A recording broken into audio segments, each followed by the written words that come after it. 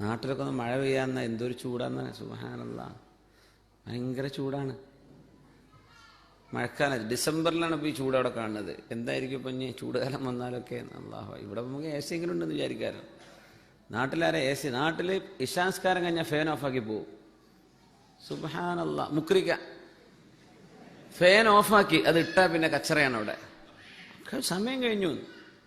വഅന്നൽ മസാജിദ ലില്ലാഹ് ഫലാ തദ്ഉ മഅല്ലാഹി അഹദ. പള്ളി അള്ളാഹ്ക്കുള്ളതാണെന്നാണ്. ഇശാ മഗ്രിബിന്റെ ഇടയിൽ സുന്നത്ത് നിസ്കാരം കഴിഞ്ഞാൽ പിന്നെ ഏതെങ്കിലും ഒരു മസ്ബൂക്കായി വന്നു ജമാഅത്തിൽ നടക്കുകയാണെങ്കിൽ പോലും ഇമാമിന്റെ ദുആ കഴിഞ്ഞാൽ മുക്രിക്ക് ഓഫാക്കി ഇറങ്ങി, പിന്നെ തൊടാൻ പാടില്ല. അനുവദിക്കപ്പെട്ടവരല്ലാതെ സ്വിച്ച് തൊടരുത്, സ്റ്റിക്കർ ഉണ്ടാവും. സുബ്ഹാനല്ലാഹ്, എന്താ ചെയ്യുക? എന്നിട്ട് മനുഷ്യൻ കൊതുകടിച്ച് നിസ്കരിക്കുക. ആ ഇശാ മഗ്രിബിന്റെ ഇടയിൽ ഒരു ഖുർആൻ ഓതണമെങ്കിൽ അവിടെ പറ്റുമോ? ഫാൻ ഓഫാക്കിയ കൊതുക് ശല്യം എല്ലാ നാട്ടിലും ഇല്ലേ? ഒരു 2 യൂണിറ്റ് കറണ്ടങ്ങ് പോയാൽ എന്താ കുഴപ്പം? മനുഷ്യന്മാരിതിന് പൈസ കൊടുക്കണില്ലേ? കമ്മിറ്റിക്കാർക്ക് എന്തോന്നറിയില്ല. നാട്ടിലെ പൊട്ടിപ്പൊളിഞ്ഞ റോട്ടിൽ ഓടുന്നത് 40-50 ലക്ഷത്തിന്റെ കാറുകളാ. പള്ളിയിലെ കറണ്ട് ബില്ല് ഒരു 2000 രൂപ ഏറെ വന്നു. 2000 വല്ല ഫാൻ തിരിഞ്ഞപ്പോൾ എത്ര വരിക? അതിന് കച്ചറയാണ് പ്രശ്നം. മൊല്ലാക്കാനെ പിന്നെ ഖരാബോ ചെയ്യുക. അപ്പം മൊല്ലാക്ക് ഓഫാക്കി പോകും. എനിക്കാവില്ല ഈ അടുത്ത കമ്മിറ്റിയിൽ ചീത്ത കേൾക്കാന്ന് പറഞ്ഞിട്ട്. എല്ലാ കമ്മിറ്റിക്കാരും ഒന്ന് അടിയന്തരമായി ഇടപെടണം. അള്ളാഹിന്റെ പള്ളി ഏത് ഗ്രൂപ്പുകാരുണ്ടാക്കിയതാണെങ്കിലും പള്ളിയുടെ അധികാരം അള്ളാഹുവിനാണെന്നാണ്. വഅന്നൽ മസാജിദ ലില്ലാഹ്, ഇതിൻ്റെതാന്ന് പറയാൻ പാടില്ല. അള്ളാഹ്ക്ക് വഖഫ് ചെയ്ത് കഴിഞ്ഞാൽ പിന്നെ അള്ളാഹുവിൻ്റെതാണ്. അവിടെ നിസ്കരിക്കുന്നോ വന്നു, നിസ്കരിക്കാൻ സൗകര്യം ചെയ്തു കൊടുക്കണം. വമൻ അദ്ലമു മിമ്മൻ മനഅ മസാജിദ അല്ലാഹ് അൻ യുദ്കറ ഫീഹി ഇസ്മുഹു.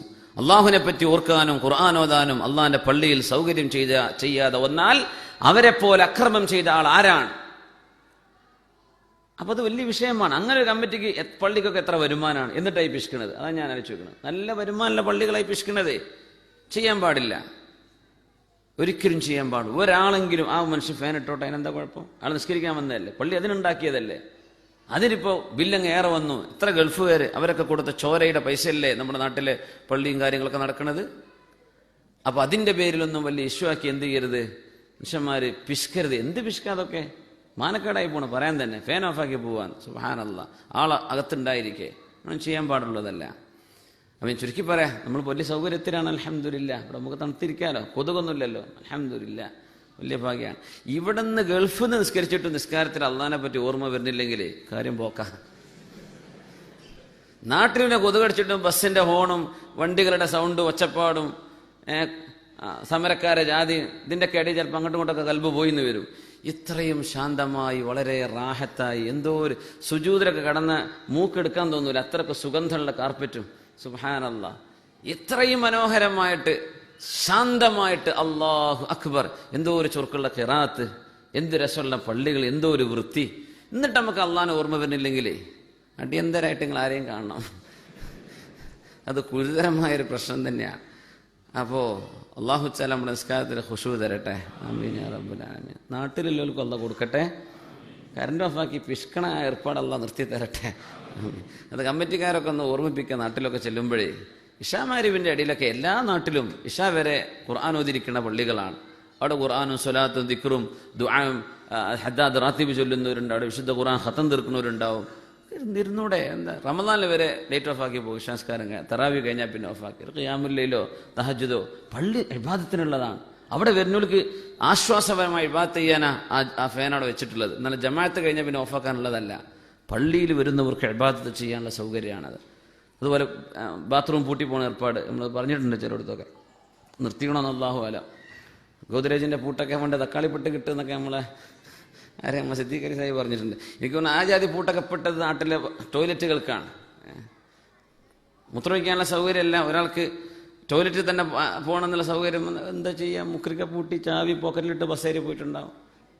ഒരു മുസാഫിറായ മനുഷ്യനോ ഒരു നാട്ടുകാരനോ പുരയിൽ നിന്ന് ഇറങ്ങിയ ശേഷം വയറിനൊരു അസുഖം വന്നു, ജമാഅത്തോടെ നടക്കാൻ പോവുക, എന്താ പോണ്ട് കുഴപ്പം?